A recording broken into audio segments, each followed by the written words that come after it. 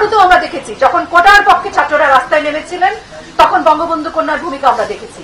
বঙ্গবন্ধু কন্যা কোটার আন্দোলনের জন্য যে কথা বলেছেন, ছাত্ররা যা বলেছেন একই কথা, বরং বঙ্গবন্ধু কন্যা কোটা বাতিলের কথা বলেছিলেন, ছাত্ররা বলেছে সংস্কারের কথা। কাজে মাঝখানে কোনো পথ ছিল না, বিরোধ ছিল না। এই ছাত্রদের আন্দোলনকে যারা ছিনতাই করে নিয়ে গেছে, যারা এই ছাত্রদের আন্দোলনে দুষ্কৃতিকারী হিসেবে, জঙ্গি হিসেবে সহিংসতার রাজনীতি করেছে, যারা এর মধ্যে জঙ্গি ঢুকিয়েছে, তাদের বিরুদ্ধে প্রতিবাদ জানাতে চাই। এখন স্পষ্ট কথা বলার সময়।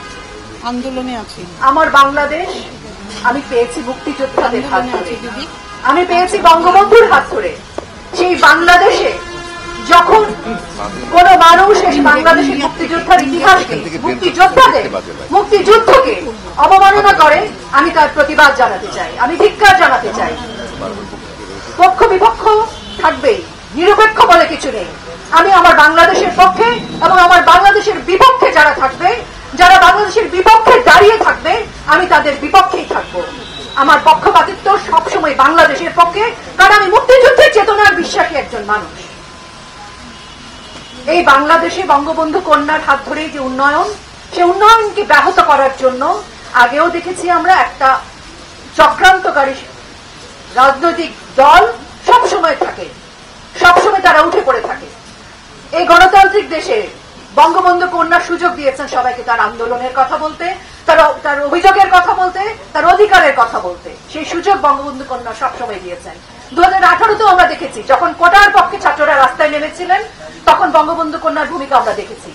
বঙ্গবন্ধু কন্যা কোটার আন্দোলনের জন্য যে কথা বলেছেন, ছাত্ররা যা বলেছেন একই কথা, বরং বঙ্গবন্ধু কন্যা কোটা বাতিলের কথা বলেছিলেন, ছাত্ররা বলেছে সংস্কারের কথা।